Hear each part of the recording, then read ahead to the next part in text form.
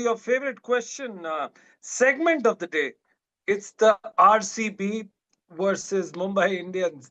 Of course, Mumbai Indians has been struggling a lot, but last night it was a close contest. How did you fare? Of course, how are you feeling? First of all, you've been under the weather. Oh, not too bad, thanks. Yeah, no, it was. I was cheered by the result yesterday.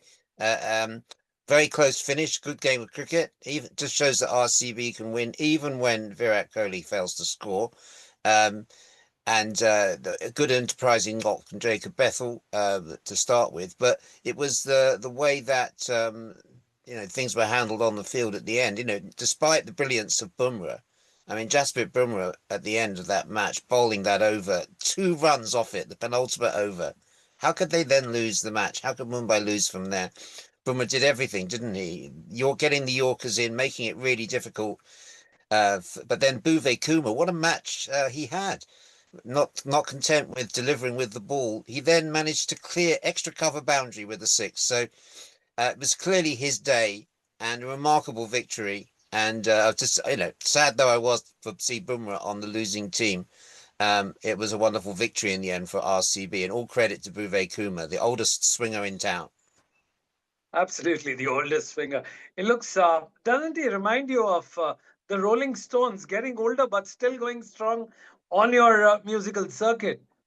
Well, he's got a way to go. He's going to last as long as the Rolling Stones on their just released their latest album, all in their 80s.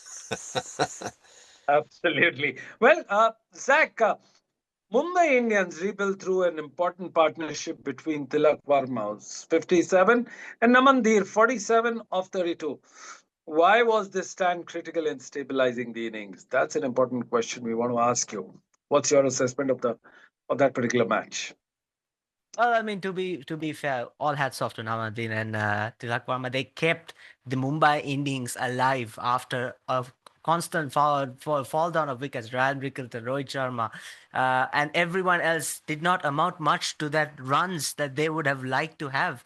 Wickets fell, but the only good partnership that structured that innings together was Namandir and Tilak Varma. But it's the speed at which they went on to get that 47 of 50, 47 of 32, 57 of 42. It's just it was not as fast as you'd expected, but nonetheless gave them a score to defend. Well, give them a score to defend. Two important things come to our mind is Corbin Bosch, 4 wicket spell, and this is for you, Satish, and Krunal Pandya, 73 of 46. Of course, he had a lot of gratitude towards the former team member, Karen Pollard. What do you think of these two performances of Corbin Bosch, 4 wicket, and Krunal Pandya, 73 of 46, which from a tactical perspective was more valuable considering he got into the winning part, Satish?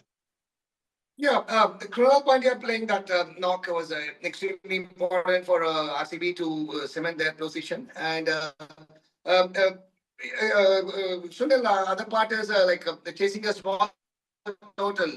This is something which is not easy to defend. That Corbin Bosch coming and bowling that spell of 4 wickets, actually that gave Mumbai the chance. Otherwise, 160 is nothing today in modern day world T20 cricket. That is Bumrah's effort, Tilak Verma's effort, and Bosch, Corbin Bosch. These are smaller. These are the spell. These are some of the things that Mumbai can be happy about it. But at the end of it, they have lost the chance to move it to the playoff, and they are out of the running. And already there is a talk that it was Hardik Pandya's presence that made them not perform up to the mark. While without him, the last 2 games they didn't do well as well. One game when Rohit Sharma got those fantastic runs that they scored, but now again it has to be consistent. So there are more trouble than just the Hardik Pandya, where while his brother performed, Hardik Pandya didn't even play this game. It's not just the one individual or the team composition. It's the overall the management needs to sit down and assess what's going wrong, because Mumbai is not something which is going to be the first team to be eliminated. They are 5-time champions, and there is a lot of soul searching to be done in the season. And these are some of the highlights. But again, these can only make the blow a little, soften the blow, but they have suffered a big lot, Sunil, in this season because of David Brooks. the lack of performances of some of the stars. David Brooks, what team comes to your mind when you have such big owners, superstar players, former skippers, and also a team that has one of the best, arguably the best uh, f- leather ball bowler in the history of T20 cricket, Jasprit Bumrah?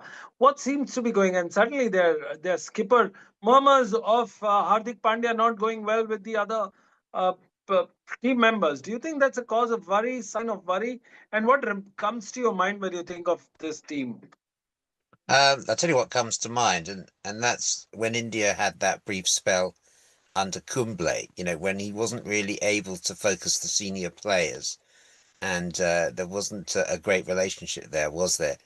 Um, you know, is it a question of too many chiefs? I don't know. They all seem like a good group of players, but whatever reason, yeah, it's not firing. So I kind of agree with what Satish is saying. I mean, who'd have thought that the Pandya that was going to be the star of the tournament would be Krunal Pandya rather than Hardik?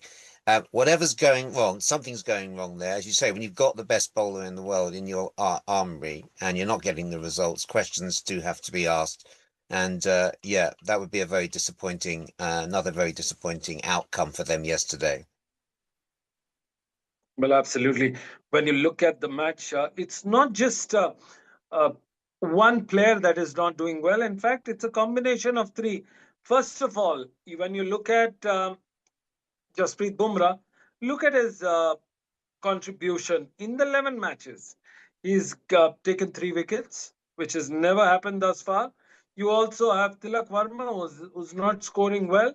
And at the same time, you have the other players adding on to it. But David Brooks, what do you have to say of Jasprit Bumrah's 3 wickets in 8 matches?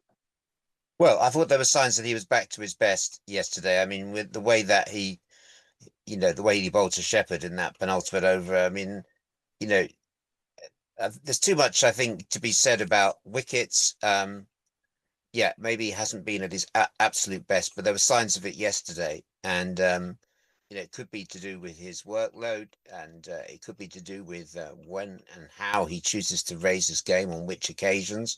Maybe there is an issue there of his motivation within the team, but he's such a good team man. I can't believe that he wouldn't give his utmost for every captain that he plays under. Great team man. Nothing that I've seen, dissuades me that he's still the preeminent bowler in India. And I think I yearn to see him in another format where he can demonstrate with the red ball what he's really capable of. Well, it was collapse pressure, as you could see it on your screen right now.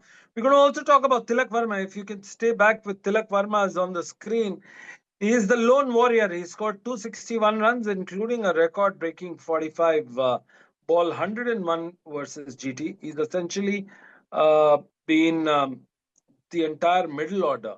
The other problem was Surya Kumar Yadav, 195 runs in 11 games with an average of 17. He stepped up as the stand-in captain, but the trademark 360-degree consistency is missing. If I were to look at that from a top view, Satish, do you agree that Mumbai has lost the plot initially because of Hardik Pandya? No, see, again, I don't believe in one person because each one has a role, Sunil. It doesn't matter whether you like your manager or whether you don't like your boss. At the end of it, you have to work for your company. So the same thing applies on the field as well. So you got to do your best. Surya Kumar Yadav not scoring runs, not just this year, even last year. So these are some of the things. And it doesn't matter. Like he is going in the same down or the same order, whether it Hardik Pandya is there or not. So there's not much of a difference there. So I don't see exactly what the problem is, but one thing I see is this is something which RCB has suffered in the past.